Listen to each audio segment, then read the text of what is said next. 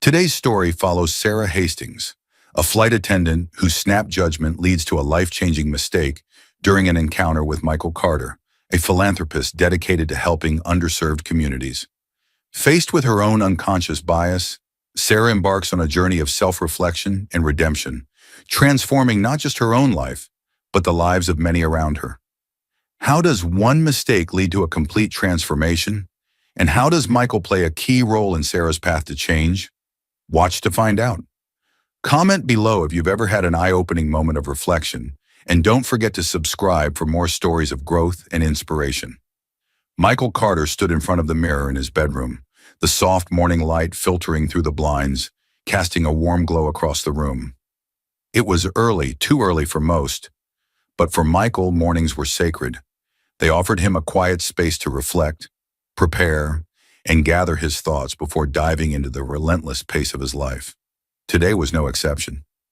Dressed in a tailored navy blue suit and a crisp white shirt, Michael meticulously adjusted his tie, the weight of the day ahead pressing on his mind.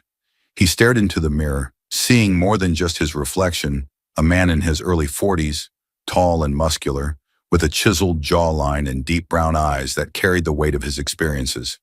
He'd come a long way from the streets of his old neighborhood, where poverty was the norm and opportunities were rare. Growing up, Michael had seen firsthand the impact of systemic inequality, and as he rose through the ranks of the business world, building his wealth and success, he never forgot where he came from. Now, as a successful entrepreneur and philanthropist, he spent his days not just making deals, but making a difference. His company had grown into a multi-million-dollar enterprise, but his heart remained rooted in giving back. On his dresser sat a framed photo that never failed to make him smile. In it, a younger Michael stood in the center of a group of children, all beaming at the camera. Behind them loomed the community center Michael had helped build in his old neighborhood, the place that had become a lifeline for so many. He ran a finger across the photo's edge, the memories rushing back. That community center had been his first major project, and it had changed not just the lives of the children who used it, but his own life as well. It was a constant reminder of why he worked as hard as he did, why he pushed himself even when the weight of his responsibilities became overwhelming. Another day, another chance to make a difference, Michael murmured to himself as he adjusted his tie one final time. Today's agenda was no small matter. He was flying to Chicago to speak at a high-profile conference on economic empowerment in underserved communities, a topic that was deeply personal to him. Over the years, he had spoken at countless events, written op-eds, and even testified before Congress about the structural barriers that kept certain communities trapped in cycles of poverty. But every time he spoke, it felt as urgent as the first. The stakes were high, and he knew that his voice, his story, had the power to inspire real change. Still, the pressure was immense. Being a black man in a position of influence came with a constant set of challenges: public scrutiny, skepticism, and at times open hostility. As he moved through his house, the quiet echoed around him. The sprawling space, while luxurious, lacked the warmth of family. Michael lived alone. His work consumed most of his time, leaving little room for relationships. There had been a few attempts at long-term partnerships, but the demands of his career and perhaps his own emotional distance had always made them difficult to sustain. It wasn't something he liked to dwell on, but the loneliness crept in at times, especially in the early hours of the morning when the house felt too big, too empty. In the kitchen, Michael poured himself a quick cup of coffee, savoring the rich aroma as it filled the room. As he took a slow sip, his phone buzzed on the counter. He glanced down at the screen and sighed. Another news article about his latest philanthropic venture had gone live. Curious, he opened the link and scanned the piece, which highlighted the new scholarships he had funded for students in underserved communities. Most of the article was positive, but as always, there were comments. Some praised his work, while others questioned his motives. Words like self-serving and publicity stunt jumped out at him. "You can't please everyone," Michael muttered, setting his phone back on the counter. Despite all he had accomplished, there were always those who doubted him, who believed his efforts were more about ego than altruism. It was a heavy burden, but one he had grown used to. It didn't make it any easier, though. Finishing his coffee, Michael grabbed his suitcase and took one last look around the house before heading out the door. The cool morning air hit him as he stepped onto the front porch, and for a moment he paused, breathing in deeply. The day ahead would be filled with meetings, speeches, and a spotlight he couldn't escape. But for now, there was peace. As he drove to the airport, his thoughts wandered to the speech he would be giving later that day. He had written it weeks ago, but he kept revising it in his head, tweaking lines, rearranging points. The conference was important, not just for him, but for the message he was trying to send. There were too many communities like the one he had grown up in, where the odds were stacked against people from the moment they were born. Economic empowerment wasn't just a talking point for him, it was personal. He wanted to challenge the attendees to think beyond charity and short-term solutions. Real change required a shift in how people thought about investment, education, and opportunity. He wanted them to see the potential in the very people society often overlooked. "You've come a long way, Carter," he said to himself with a slight smile as he navigated the busy streets. But even with all the progress he had made, there was still so much more to be done. Across town, Sarah Hastings stood in front of her own mirror, but the woman staring back at her looked very different from Michael. In her late 40s, Sarah had spent nearly 20 years as a flight attendant, and though her job was demanding, she still loved the sense of adventure it gave her. But there were days when it felt like too much. Too many hours, too many passengers, too much pressure to keep smiling, no matter what. Today was one of those days. Sarah lived alone in a modest apartment, far from the glitzy lifestyle some might associate with airline employees. She had grown up in a small, mostly white town in the Midwest, where diversity was more of an idea than a reality. Her parents had been good people, but they had raised her with a certain set of beliefs about the world. Beliefs that, while never overtly hostile, had planted seeds of discomfort in her whenever she encountered people who didn't look or act like those she had grown up around.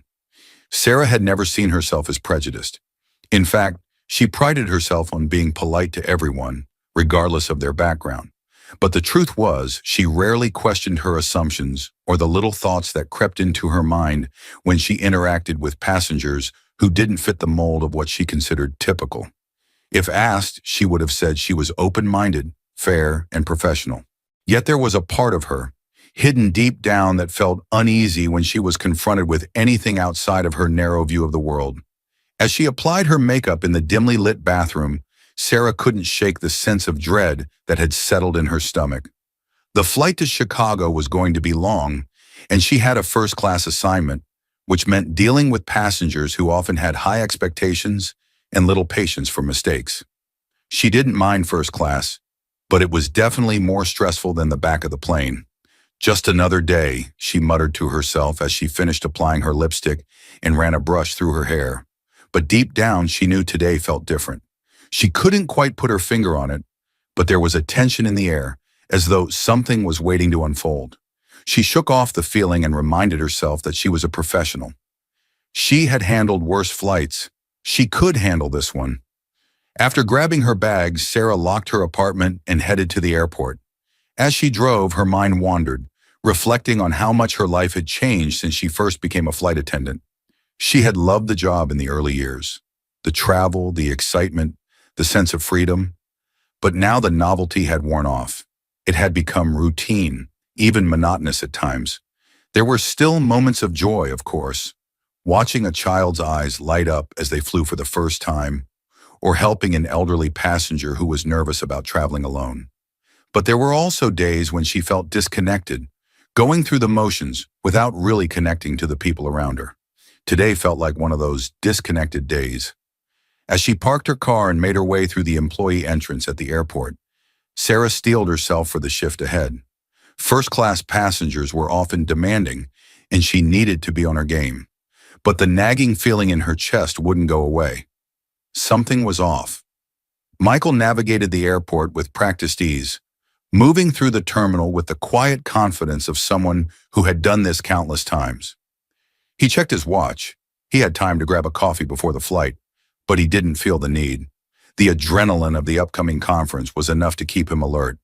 Besides, airports were always a strange mix of excitement and exhaustion for him. He liked energy, the sense of movement, but there was always an undercurrent of stress that followed him from one gate to the next.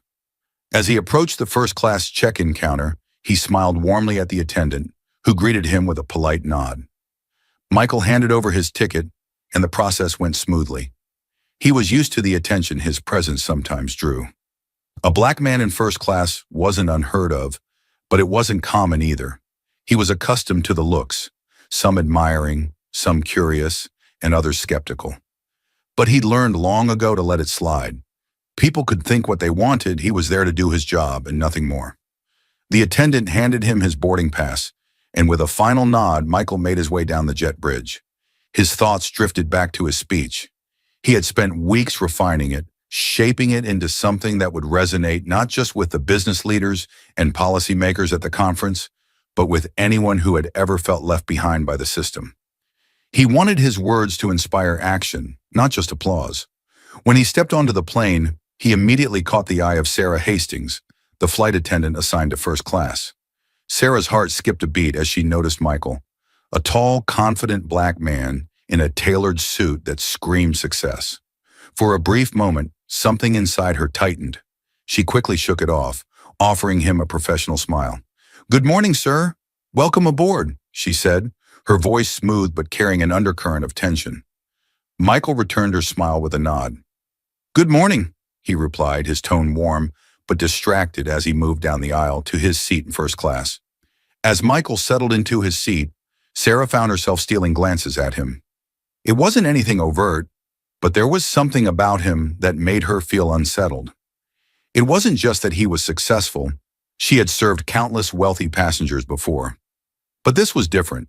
She couldn't help but wonder, how does someone like him afford first class?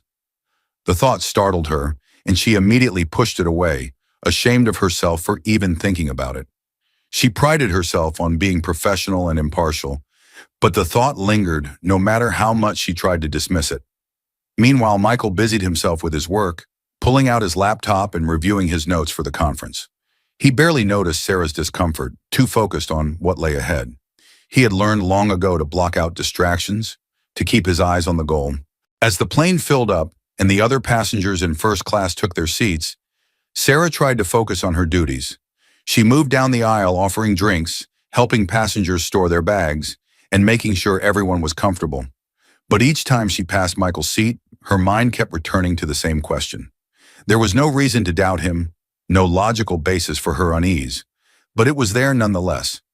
Her interactions with Michael were polite but stilted. Each time she spoke to him, she felt a slight tightening in her chest, an internal struggle between her professional training and the biases she had never fully confronted.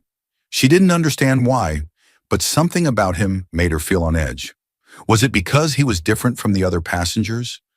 Or was it something deeper, something she didn't want to admit?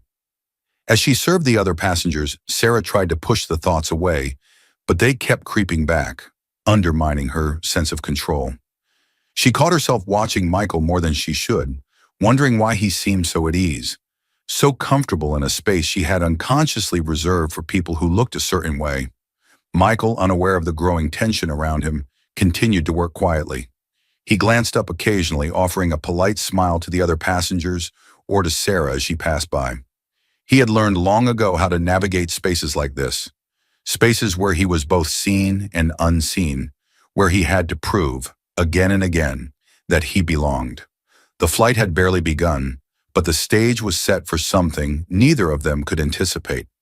The flight had reached cruising altitude, and the hum of the plane's engines filled the first-class cabin with a steady, almost soothing rhythm. Passengers settled into their seats, some reclining with their drinks, others immersed in books or work. For Michael, it was a chance to mentally prepare for the conference ahead. He adjusted his laptop to the tray table in front of him, fingers flying across the keyboard as he refined the final points of his speech. In the row behind him, Megan Daniels, a young woman in her mid-20s, fidgeted nervously. It was her first time flying in first class, and she was feeling out of place among the polished business travelers. Every time Sarah passed by, Megan glanced up nervously, unsure of what the etiquette was for asking for something or even making a simple request. Her anxiety had been mounting since the plane took off, and she clutched a book in her lap, though she hadn't managed to read a single word. Sarah, meanwhile, was making her rounds through the first-class cabin, her usual efficiency somewhat hampered by the lingering unease she felt toward Michael. She had tried to brush it off as nothing more than exhaustion from a long week of flights, but it stuck with her, growing into something she couldn't easily dismiss. The more she tried to focus on her duties, the more her thoughts returned to him. As Sarah approached Michael's row, Megan leaned forward slightly, trying to shift in her seat. In her nervousness, her elbow slipped, brushing lightly against Sarah's arm as she walked past. It was a brief, harmless touch, something that would have gone unnoticed on any other flight. But Sarah was already on edge, and the unexpected sensation startled her. Sarah turned sharply, her gaze landing on Michael, though he hadn't moved. The sudden jolt of tension in her chest made her jump to conclusions she didn't fully understand. Without thinking, her discomfort and assumptions coalesced into something irrational, something she couldn't quite control. "Excuse me, sir," Sarah said, her voice sharper than she intended, her posture stiffening as she addressed Michael directly. Michael looked up from his laptop, confusion flashing across his face. "Yes?" he asked, his tone polite but tinged with surprise at the sudden attention. The cabin fell silent, passengers nearby subtly turning their heads toward the exchange, sensing something off in Sarah's tone. For a brief moment, the atmosphere shifted from relaxed to tense, the energy in the room changing like the flick of a switch. "I just wanted to make sure everything was all right," Sarah said, her words hanging awkwardly in the air. Her heart raced as she realized she didn't even know what she was implying, but something in her just couldn't let go of the feeling that something was wrong. Michael blinked, his brow furrowing slightly. "Everything's fine," he replied, his voice steady. He was clearly taken aback but remained composed, unsure of where this sudden attention was coming from. But Sarah didn't retreat. There was an uneasy tension in her posture, her expression tight and her voice slightly strained. It was clear to the nearby passengers that this wasn't a typical interaction. Sarah's mind raced, trying to piece together why she had even felt the need to address Michael in the first place. She had served countless first-class passengers over the years, and yet this moment felt different, unsettling. Megan, still sitting behind Michael, shrank back into her seat, her heart pounding in her chest. She hadn't meant to cause any disturbance, but she suddenly realized that her small, accidental bump had triggered something far bigger than she'd anticipated. Megan's eyes darted around, wondering if she should say something, but too scared to draw attention to herself. Sarah stood there, unsure of how to proceed. Her mind was a whirl of conflicting thoughts, her professionalism telling her to walk away, but a deeper, unacknowledged bias made her second-guess herself. She felt as if everyone in the cabin was watching her, and for a moment, her years of experience and composure seemed to slip through her fingers. Michael, still seated, watched Sarah with growing confusion. He had done nothing, said nothing, yet here he was, being scrutinized in a way that felt all too familiar. He had seen this before, small moments of prejudice, often unspoken, yet unmistakable in their impact. His chest tightened slightly, not in anger, but in frustration. "I'm not sure what you're getting at," Michael said finally, his voice measured, though his eyes reflected a calm that was beginning to harden into something more resolute. Sarah hesitated, her heart racing.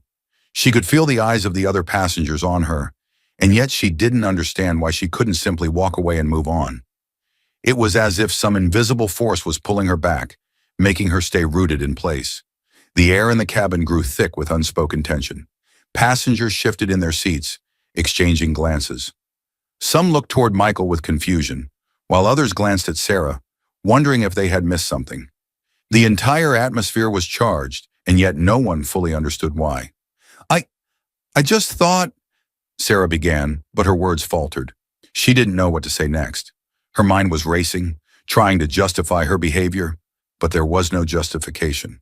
The truth was, she had made an assumption, a quiet, almost subconscious one, based on nothing more than a feeling, and now she didn't know how to undo the situation she had created. Before the moment could stretch any further, Megan, feeling the weight of the silence, gathered the courage to speak up. "I'm sorry," she said, her voice small but clear. I think I accidentally bumped into you. It wasn't him. Sarah froze, the words hanging in the air like a cold gust of wind. She turned to Megan, her face flushing with embarrassment. The reality of what had just happened crashed over her like a wave. Megan's simple explanation unraveled everything. The cabin remained quiet as the passengers processed what had happened. Slowly, the pieces began to fall into place. Sarah had overreacted, jumping to conclusions that were rooted not in reality, but in her own discomfort. The realization hit her hard and she felt a sinking sensation in her chest. I see, Sarah stammered, her face pale. She glanced at Michael, who remained calm but visibly tired of the situation. I'm sorry, I didn't realize. Michael offered a small nod, his expression steady but distant. It's fine, he said, though the weight of the moment was clear in his voice. He returned to his laptop, but the energy in the cabin remained charged with tension. Sarah stepped back, her mind reeling from the sudden shift in the atmosphere. She had made a mistake, one born from an assumption she hadn't even fully realized she held. As she continued down the aisle, her hands trembling slightly, she couldn't shake the feeling that she had just exposed something in herself that she had never wanted to admit. As Sarah retreated toward the galley, the tension in the cabin remained. Passengers whispered quietly to each other, unsure of what to make of the strange interaction they had just witnessed. Some had seen it for what it was, an overreaction based on bias, while others remained confused, wondering what had prompted Sarah to act the way she had. Megan, still seated behind Michael, felt a wave of guilt wash over her. She hadn't meant to cause any of this, but her small action had set off a chain reaction that had spiraled out of control. She wanted to apologize to Michael directly, but fear held her back. Meanwhile, Michael sat quietly, his focus no longer on his work. He stared at the screen in front of him, the words of his speech blurred by the thoughts racing through his mind. This wasn't the first time he had experienced something like this, a moment where someone had assumed the worst about him based on nothing more than his presence. It was a feeling that never got easier, no matter how often it happened. In the galley, Sarah leaned against the counter, her heart still pounding. She replayed the moment in her mind, each second more painful than the last. She had misjudged him, plain and simple. And now she had to face the consequences of that misjudgment. But what hurt the most wasn't just the embarrassment. It was the realization that her assumptions had come from a place she hadn't even been aware of. She had always thought of herself as open-minded, but now she wasn't so sure. As the flight continued, the tension in the cabin gradually eased, but the effects of the incident lingered. Sarah felt it with every step she took, every time she passed by Michael's row.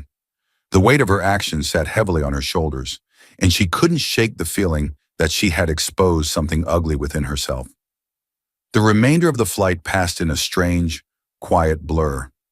Sarah continued her duties, but her usual confidence was gone, replaced by a deep sense of guilt. Every time she moved through the cabin, she felt the stares of the passengers, some sympathetic, others judgmental. Her interactions were stiff, her smiles forced. As the plane neared its destination, Sarah knew she couldn't leave things unresolved. She had to face what she had done. She had to apologize. But the thought of doing so terrified her. She had always prided herself on her professionalism, on her ability to handle any situation with grace. But this was different. This wasn't just about making a mistake. This was about confronting a deeper truth she hadn't been prepared to face. When the plane finally began its descent, Sarah gathered her courage. She approached Michael's seat, her hands trembling slightly as she stood before him. "Sir," she began, her voice shaky but determined, "I just wanted to apologize. For earlier, I was wrong, and I'm truly sorry." Michael looked up from his laptop, his expression calm but unreadable. For a moment he said nothing, and Sarah felt the silence stretch painfully between them. Finally he nodded, his voice quiet but firm. "Thank you for your apology." Sarah felt a rush of relief, but it was tempered by the knowledge that an apology wasn't enough to fix what had happened. She had made a mistake that went deeper than just a misunderstanding. It was something she would have to reckon with long after this flight was over. As the plane touched down, Sarah returned to her duties, but the weight of the moment remained. She knew this was only the beginning of her journey toward understanding, toward the biases she had long ignored. As the plane taxied to the gate and passengers began gathering their belongings, the atmosphere in the first-class cabin remained thick with the aftermath of what had transpired. Sarah moved mechanically through her final duties, her hands steady but her heart heavy with guilt.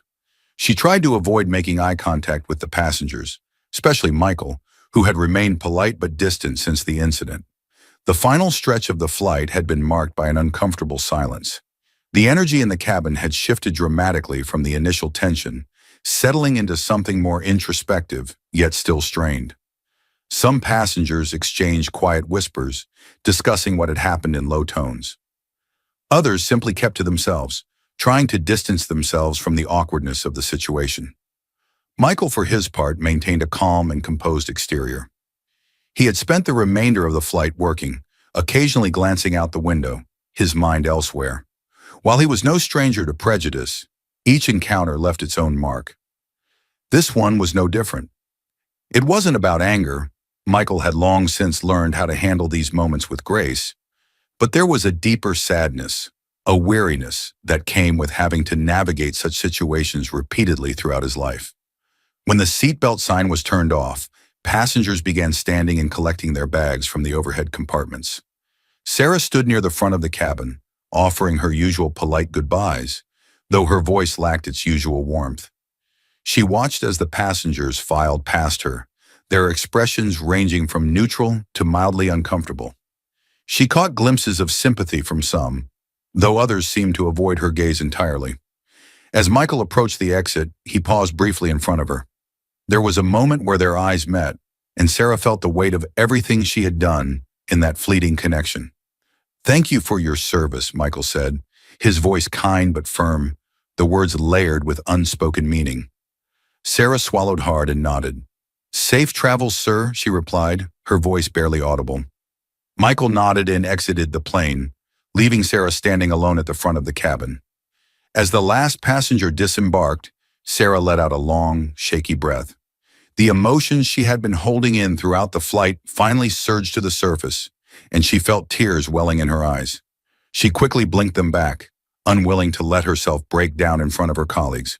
Once the passengers had all left and the crew began preparing the cabin for the next flight, Sarah slipped into the galley, needing a moment to herself. She leaned against the counter, her mind racing as she replayed the events of the flight. How had it come to this? How had she let her own unconscious biases lead her to such a terrible mistake? Later that evening, Sarah returned to her modest apartment, the events of the day weighing heavily on her. She had received a message from her supervisor asking for a meeting the following morning to discuss the incident. It was clear that there would be consequences. She could lose her job, and yet, as much as that scared her, it wasn't what weighed most on her heart. Sitting at her kitchen table, Sarah opened her laptop and typed Michael Carter's name into the search bar. She had overheard bits of conversation from other passengers during the flight, recognizing that he was someone of significance, though she hadn't fully understood who he was. As the search results loaded, she felt a deepening sense of shame washed over her. Michael Carter wasn't just any businessman. He was a prominent philanthropist who had dedicated his life to creating opportunities for underserved communities. Article after article highlighted his work building community centers, funding scholarships for low-income students, and advocating economic empowerment in disadvantaged neighborhoods. He had risen from humble beginnings to become a powerful voice for those who were often overlooked by society. Sarah's eyes skimmed through the headlines, her heart sinking further with each piece she read. This was the man she had unjustly scrutinized, the man she had judged without reason. Her stomach churned with guilt. She closed the laptop and sat in silence, her hands trembling slightly. This wasn't just about her making a mistake on the job. This was about something deeper, something that had been sitting inside her for years, unexamined and unchallenged. She had always thought of herself as fair and unbiased, but today had shown her a different side of herself, one she wasn't proud of. As she sat there, her mind spinning with regret and self-doubt, Sarah made a decision. She couldn't undo what had happened on the plane, but she could try to make amends. She could start by acknowledging her mistake, not just to herself, but to Michael. She reached for her phone and typed out a simple, yet heartfelt email. Dear Mr. Carter, I hope this message finds you well. My name is Sarah Hastings, and I was the flight attendant on your recent flight from New York to Chicago. I wanted to reach out to you directly to offer my sincerest apology for the way I treated you during the flight. My actions were inexcusable, and I realize now that they were influenced by biases I hadn't even been aware of. I misjudged you, and in doing so, I disrespected you. I am deeply sorry for the discomfort I caused, and I am committed to reflecting on my actions so that this never happens again. I understand if you choose not to respond, but I felt it was important to acknowledge my mistake and ask for your forgiveness. With respect, Sarah Hastings. Sarah stared at the message for a long time before pressing send. She wasn't sure what kind of response, if any, she would receive, but sending the message felt like the first step in trying to make things right. The next step, she knew, was figuring out how to address the deeper issue of her unconscious biases. The following morning, she met with her supervisor as scheduled. The conversation was difficult but fair. Sarah was placed on administrative leave while the airline conducted an internal review of the incident. Her supervisor, while disappointed, encouraged Sarah to take the time to reflect on what had happened and to seek out resources for addressing bias and personal growth. It wasn't a formal punishment, but it felt like one. And yet Sarah knew this was her opportunity to turn things around. A few days later, Sarah received a reply to her email. Her heart raced as she opened the message, unsure of what to expect. Dear Ms. Hastings, thank you for reaching out and for your apology. It takes courage to admit when we've made mistakes, and I appreciate your willingness to do so. I believe that we all have the capacity to grow and change, but growth requires more than just words. It requires action. I'm not interested in holding grudges, but I do believe that experiences like the one we had can serve as important lessons if we allow them to. If you're serious about wanting to make amends, I would invite you to consider channeling your energy into positive action. My foundation works with underserved communities to provide opportunities and support for those who are often overlooked. I'd be happy to connect you with someone at the foundation if you're interested in volunteering. Best regards, Michael Carter. Sarah read the message twice, her hands shaking slightly. The grace and generosity of Michael's response were overwhelming. He could have ignored her, or worse. But instead, he had offered her a path forward, an opportunity to learn and grow through service. It was more than she could have hoped for. Without hesitating, Sarah replied, expressing her gratitude and her eagerness to get involved. She knew that volunteering at the foundation wouldn't erase what had happened, but it was a step in the right direction, a step toward understanding, healing, and redemption. The following week, Sarah found herself standing in front of a modest but bustling community center in one of the city's underserved neighborhoods. It was one of several centers funded by Michael's foundation, providing educational programs, job training, and community support to residents who needed it most. Sarah felt a mixture of nervousness and hope as she walked through the front doors, unsure of what to expect. She was greeted by Julia Matthews, the program director, who had been informed of Sarah's arrival by Michael. Julia's warmth and openness immediately put Sarah at ease. "We're always happy to have more hands on deck," Julia said with a smile, as she showed Sarah around the center. The center was full of life. In one room, volunteers were tutoring children in reading and math, while in another, adults attended workshops on job readiness and financial literacy. There was a sense of purpose and community in the air, and Sarah couldn't help but feel both humbled and inspired by the work being done. As the days went by, Sarah became more involved with the center's programs, volunteering in any way she could. She helped organize events, tutored children, and assisted with administrative tasks. Slowly, she began to build relationships with the people she met, many of whom had faced challenges far greater than her own. Through these interactions, Sarah's understanding of the world expanded. She began to see beyond the narrow perspective she had grown up with, realizing how much she still had to learn. One afternoon, as Sarah was sorting through donated supplies, she overheard a conversation between two teenage girls who were discussing the racial biases they encountered at school. Their words hit Sarah like a punch to the gut, reminding her of the biases she had carried with her for so long. But instead of feeling paralyzed by guilt, she felt a renewed sense of purpose. She was here to learn, to listen, and to grow. Weeks turned into months, and Sarah's involvement at the community center deepened. She had become a regular presence, working alongside the staff and volunteers with a dedication she hadn't felt in years. Each day brought new lessons, and with them, a growing sense of self-awareness and humility. Sarah no longer saw herself as the person she had been on that flight, impulsive, prejudiced, and disconnected. She was changing, and the people around her could see it. Michael visited the center periodically, though his busy schedule meant that he wasn't always there. But when he did come by, he noticed the transformation in Sarah. She wasn't the flight attendant who had once misjudged him. She was someone who had taken responsibility for her actions and committed herself to personal growth. One day, Michael approached Sarah as she was helping a group of children with an art project. "I'm impressed with the work you've been doing here," he said, his voice kind but sincere. Sarah looked up, surprised but grateful for his words. "Thank you," she said quietly. "I've learned so much from being here." Michael nodded. "That's what it's all about, learning, growing, and helping others along the way." They stood in comfortable silence for a moment, watching as the children continued their project. It wasn't forgiveness that Michael offered, at least not explicitly, but it was something better, an acknowledgement of the progress Sarah had made and the promise of what she could still become. Over the months, Sarah Hastings felt like a different person from the woman who had nervously stood before Michael that day on the plane. Volunteering work had started as a way to make amends, but it had evolved into something far deeper, an opportunity for self-reflection and genuine connection with people from all walks of life. The community center, once an intimidating space where she felt out of place, had become a second home to her.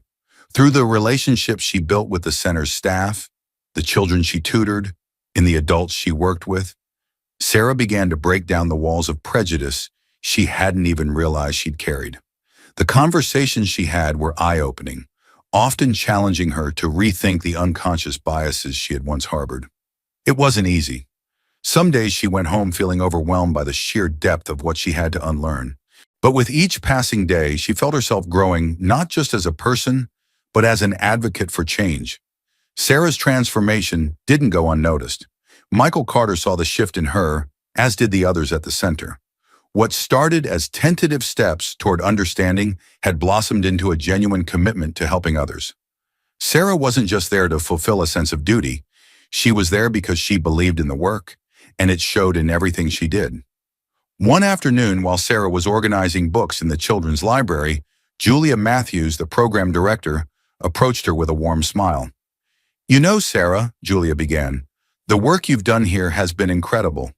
We were wondering if you might be willing to take on a more formal role at the center. You've already become such a vital part of the team." Sarah's heart skipped a beat. She hadn't expected this. "You mean a staff position?" she asked, surprised. Julia nodded. "Yes. We'd love for you to join us officially. You've shown such dedication, and I think you could make an even bigger impact." For a moment, Sarah felt overwhelmed by the offer. The community center had been a place of growth for her, a place where she had faced her own biases and learned to see the world through a different lens. Accepting a formal role here would mean committing to this new path in a way she hadn't fully considered before. "I don't know what to say," Sarah replied, her voice tinged with emotion. "I'd be honored." As Sarah settled into her new role at the community center, she found herself embracing the challenges and responsibilities with enthusiasm. She had spent so many years going through the motions in her old job as a flight attendant, but now, for the first time in a long while, she feels like she was making a real difference in the world. Her days were filled with organizing programs, mentoring children, and coordinating volunteers. But more than that, she found herself becoming a voice of change, not just within the center, but in her own personal circles. She began sharing her story, not in a way that sought pity or absolution, but in a way that encouraged others to look inward and reflect on their own biases. Sarah's old friends and co-workers were curious about her transformation. Some had heard about the incident on the plane, though few knew the full details. One evening, Sarah found herself sitting with Rebecca, a former flight attendant colleague, over coffee. Rebecca had always been one of Sarah's closest friends, but they had grown distant over the past few months as Sarah had shifted her focus to her work at the center. "I've noticed a change in you, Sarah," Rebecca said, stirring her coffee thoughtfully. It's like you're a completely different person. What's been going on? Sarah hesitated for a moment, unsure of how to explain everything that had happened. But she realized this was exactly the kind of conversation she needed to have, not just with Rebecca, but with others as well. She had to be open to share the journey she had been on and hope that others could learn from it too.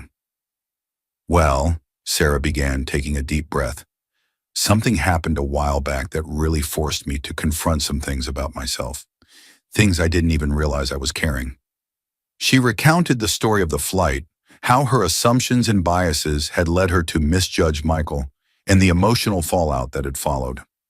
Rebecca listened quietly, her expression shifting from curiosity to understanding, as Sarah explained how volunteering at the community center had changed her perspective. I realized I had so much to unlearn, Sarah said quietly. But more than that, I learned how important it is to take action. It's one thing to apologize or admit your mistakes, but it's another to actually do the work to change. And that's what I've been trying to do. Rebecca nodded, her eyes thoughtful. That's really brave of you, Sarah, she said after a moment. A lot of people wouldn't have taken it as far as you have. Sarah smiled softly. It's been a long road, but I feel like it's the right one. And I want to keep going. I want to help others see what I've seen. The conversation with Rebecca was the first of many. Over time, Sarah began sharing her story more widely, both within her personal life and in the larger community. She encouraged her former colleagues and friends to get involved with the center, inviting them to volunteer and learn alongside her. Some were hesitant at first, unsure of how they could contribute, but Sarah's passion and sincerity were contagious. Months passed, and the community center continued to thrive.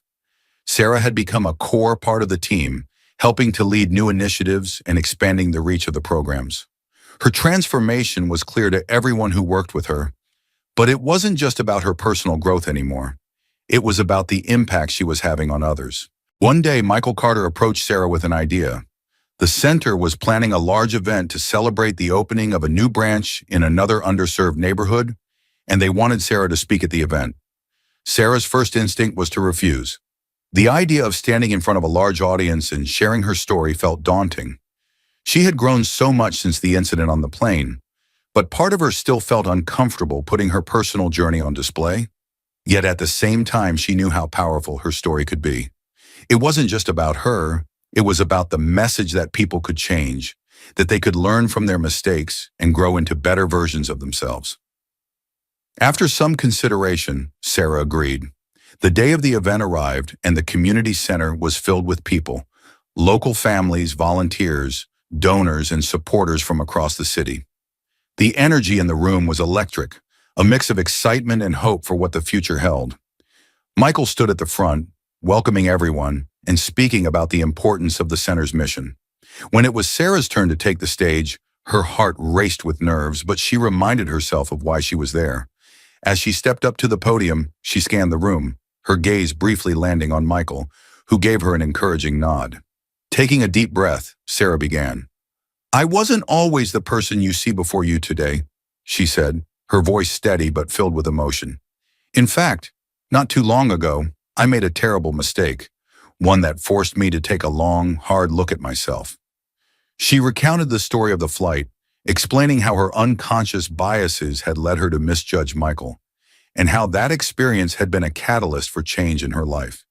She spoke about the importance of acknowledging our own blind spots, of doing hard work to confront our prejudices and taking action to be better. I'm still learning, Sarah said, her voice quieting as she reached the heart of her message. But what I've learned most is that change is possible. It's not always easy, and it doesn't happen overnight, but it's worth the effort. And it's something we all have to commit to, not just for ourselves, but for the communities we live in. As she finished, there was a brief pause before the room erupted in applause. Sarah felt a wave of relief and gratitude washed over her. She had shared her story not for sympathy, but for the hope that it might inspire others to reflect on their own lives and make the changes they needed to. After the event, several people approached Sarah, thanking her for her honesty and courage. Among them was Rebecca, who had decided to attend after their conversation. I'm so proud of you, Rebecca said, hugging Sarah tightly. You've come so far. Sarah smiled, feeling a deep sense of fulfillment. This wasn't the end of her journey. It was just the beginning. She knew there was still so much work to be done, both within herself and in the world around her. But for the first time in a long while, she felt like she was on the right path. As time passed, Sarah's story began to reach even further than she had anticipated. News of the community center's growth, coupled with Sarah's personal journey, started to spread, drawing attention from local media and organizations. Sarah was asked to speak at other events and conferences, sharing her experience of personal growth in the power of community work. Through her continued involvement with the center, Sarah built a strong network of people who were equally passionate about creating change. Former colleagues and friends, once hesitant to get involved, were now regular volunteers, eager to contribute to the center's mission. The ripple effect of Sarah's transformation was undeniable. Her willingness to confront her own biases had inspired others to do the same. One afternoon, Sarah received a phone call from Michael Carter. The two had developed a quiet but meaningful friendship over the months, bound by their shared dedication to the work of the foundation. Michael had always been supportive of Sarah's journey, but now he had an even bigger idea in mind. Sarah, Michael said, his voice warm, I've been thinking. The work you've done here has been incredible, and I believe it's time to expand it even further. I'd like to offer you a leadership role within the foundation, overseeing our efforts to expand these programs nationwide. Sarah was stunned. She had never imagined that her journey of personal growth would lead her to this point, a position where she could help create real, lasting change on a larger scale. I don't know what to say, Sarah replied, her voice filled with emotion. I never expected any of this. Michael smiled. You've earned it, Sarah. Your story, your dedication, it's inspired so many people. And I believe you can help us take this work to the next level. With tears in her eyes, Sarah accepted the offer. She knew it would be a challenge, but she was ready for it. Her life had changed so much since that day on the plane, and now she had the opportunity to pay it forward in a way that would impact countless lives. The years that followed were filled with growth, both personally and professionally. Sarah took on her new leadership role with passion and determination, working closely with Michael and the rest of the foundation's team to expand their efforts across the country. Under her guidance, new community centers were opened in cities that desperately needed them, providing resources, education, and support to those who had been overlooked for far too long. Through it all, Sarah remained deeply connected to the work on the ground. She never lost sight of the lessons she had learned or the importance of continually reflecting on her own biases. She knew that the journey of personal growth was ongoing, and she embraced it fully, always seeking to learn and do better. In her new role, Sarah traveled to different cities, meeting with local leaders, volunteers, and families who benefited from the foundation's programs. Each interaction was a reminder of why the work mattered so much, and of the potential for change that existed within every person and every community. One afternoon, while visiting a new community center in Los Angeles, Sarah stood before a group of volunteers, sharing her story for the 100th time. But it never felt old or rehearsed. Each time she told it, she felt the weight of its significance as a reminder of how far she had come and how far she still had to go. As she spoke, she noticed a young woman in the audience, her eyes filled with recognition and understanding. The woman approached Sarah after the event, tears in her eyes. Your story, it's my story too, the woman said softly. I've made mistakes like that, and I've been so ashamed.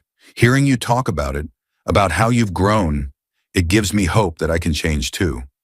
Sarah smiled, her heart full. You can, she said gently.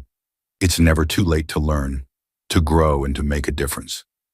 As Sarah sat in her office at the foundation's headquarters, she reflected on the journey that had brought her here. She thought back to that fateful day on the plane, the day that had shattered her assumptions and forced her to confront the person she had been to. It had been a painful lesson, but it was one that had ultimately transformed her life. The community centers were thriving, the foundation's work was expanding, and more people were getting involved in the mission of creating lasting change. And Sarah, once an unlikely advocate for social justice, had become a leader in that movement. But for Sarah, the greatest reward wasn't the success of the foundation or the recognition she'd received. It was knowledge that she had become someone who could make a difference, someone who could inspire others to take the same journey of growth and understanding. As she looked out the window, watching the sun set over the city, Sarah smiled. Her story wasn't over. It was still unfolding, and she knew that the best was yet to come. In the months following Sarah's acceptance of the leadership position at Michael Carter's foundation, the impact of her work continued to expand. Under her guidance, the foundation's programs began reaching new communities, places where hope had long been a rare commodity. She traveled across the country, meeting with city leaders, educators, and community activists, helping to establish centers similar to the one that had changed her own life. Each new city brought its own challenges. Some communities were eager to embrace the foundation's initiatives, while others were wary, unsure if outside help could really make a difference. But Sarah had learned to approach each situation with patience and humility. She didn't just arrive and impose solutions. She listened, spent time with the people, and understood their specific needs before implementing programs tailored to those challenges. One day, while visiting a newly established center in Detroit, Sarah met Janice Thompson, a local woman who had been leading grassroots efforts in her neighborhood for years. Janice had seen countless organizations come and go, each promising to change things but never sticking around long enough to make a lasting impact. "I've heard people like you before," Janice said, her voice skeptical but not unkind. "How do I know you're different?" Sarah paused, understanding the source of Janice's wariness. She had encountered this doubt before, and she knew that words alone wouldn't be enough to convince Janice or anyone else. But she also knew that her own transformation was proof of the foundation's sincerity and commitment. "I get it," Sarah replied, her voice steady. "I was once in a position where I didn't think change was possible. Not for me and not for the people around me. But I've seen firsthand what this work can do, and I'm committed to making sure that what we're doing here is for the long haul. This isn't just a job to me, it's personal." Janice studied her for a long moment, then slowly nodded. "I'll be watching," she said with a small smile, "and I'll be here to hold you accountable." Sarah smiled in return. "That's all I ask." Over the following months, Janice became one of Sarah's most trusted local partners in Detroit. Together, they built new programs tailored to the community's unique challenges, addressing issues like unemployment, access to education, and food insecurity. It was hard work, sometimes thankless, but Sarah found it deeply fulfilling. For the first time in her life, she felt like she was part of something bigger than herself, part of a movement that was slowly but surely making a difference. One afternoon, as Sarah was preparing to leave for a site visit in Los Angeles, she received an unexpected phone call. The voice on the other end of the line introduced herself as Susan Richards, a producer for a major national news program. Sarah had been recommended by Michael Carter as someone who could speak to the foundation's work, as well as her own personal journey. "We'd love to feature you in an upcoming segment about community leaders making a difference," Susan explained. "Your story is powerful, and I think it would resonate with a lot of people." Sarah was stunned. While she had grown comfortable sharing her story in smaller, more personal settings at the community centers and with volunteers, this was on an entirely different scale. The idea of appearing on national television, telling her story to millions of viewers, was both exhilarating and terrifying. "I don't know," Sarah said, hesitating. "I've never done anything like that before." "That's exactly why it's so important," Susan said gently. "You're relatable. You're not someone who's been in the spotlight all their life. You're someone who's worked through difficult personal challenges and come out the other side better for it. That's what people need to hear." Sarah thought about it for a long moment, and as much as it frightened her, she knew this was an opportunity to spread her message on a larger scale. If sharing her story could inspire even one person to confront their own biases, to change their life or the lives of others, then it was worth it. "All right," Sarah said finally, "I'll do it." The day of the interview arrived, and Sarah found herself sitting in a brightly lit television studio, surrounded by cameras and bustling crew members. Her heart raced as she waited for the interview to begin, the reality of the situation sinking in. She was about to tell her story, one that had been deeply personal and at times painful to a national audience. It wasn't just about her anymore. It was about the work, the mission, and the lives they were trying to change. When the cameras started rolling, Susan greeted her warmly, putting her at ease. The conversation began with simple questions about her role at the foundation, the expansion of their programs, and the impact they had made on communities across the country. But soon the interview turned to Sarah's personal story. "You've been very open about your own journey of personal growth," Susan said, her voice gentle but probing. "Can you tell us about the turning point that led you to where you are now?" Sarah took a deep breath, steadying herself. "It started with a mistake," she said, her voice clear but soft. "A mistake that forced me to confront something I had been ignoring for a long time.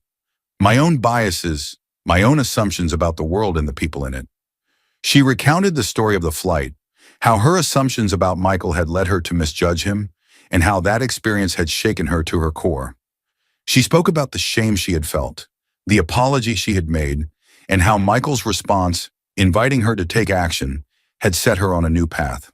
"That moment could have just been a bad memory, something I tried to forget," Sarah said. "But instead, it became the catalyst for me to do the work, to learn, and to change. And it's work that's ongoing. I'm still learning every day, and I think that's what's important. Acknowledging that change is a continuous process." Susan nodded, clearly moved by Sarah's honesty. "It's incredible to see how far you've come," she said. "What would you say to others who might be struggling with their own biases, who may not even realize the assumptions they're carrying with them?" "I'd say that it's okay to acknowledge those biases," Sarah replied. "It doesn't make you a bad person, it makes you human.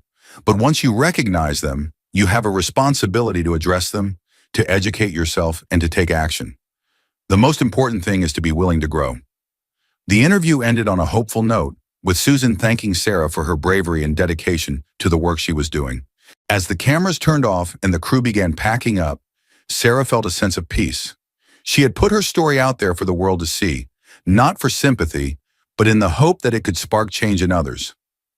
Several weeks after the interview aired, Sarah received a flood of messages from people who had watched the segment.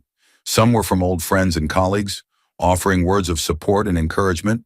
Others were from complete strangers, people who had seen themselves in Sarah's story and were inspired to start their own journey of growth. One of the most poignant messages came from Kelsey, a young woman who wrote to Sarah after seeing the interview. In her message, Kelsey explained that she had grown up in a small, insular community where she had rarely been exposed to people from different backgrounds. Like Sarah, she had carried unconscious biases without even realizing it. "I saw myself in you," Kelsey wrote, "and it gave me the courage to start looking at the world differently. I want to make changes in my own life, and I'm going to start by getting involved in my local community center. Thank you for showing me that it's never too late to grow." Sarah was deeply moved by Kelsey's message. It was a reminder that change could start with just one person, one moment of reflection, and one decision to do better.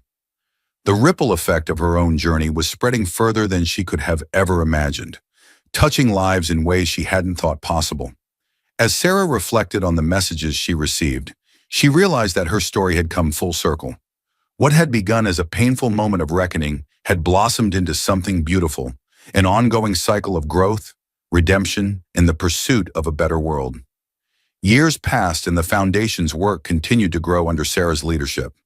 New community centers were established in cities across the country, each one providing opportunities and support for people who had long been overlooked. The programs expanded to include not just education and job training, but also initiatives focused on racial equity, mental health support, and community building. Sarah's story became a beacon for others who were looking for a way to contribute to positive change. She was invited to speak at conferences, universities, and corporate events, always sharing the same message: that change was possible, that growth was a journey, and that it was never too late to confront our own biases and take action. But despite the growing recognition, Sarah never lost sight of what mattered most. She remained deeply involved in the day-to-day work of the foundation, spending time at the centers, mentoring young volunteers, and listening to the stories of the people they served. She understood that true leadership wasn't about being in the spotlight. It was about being present, about being willing to learn, and about using your position to lift others up.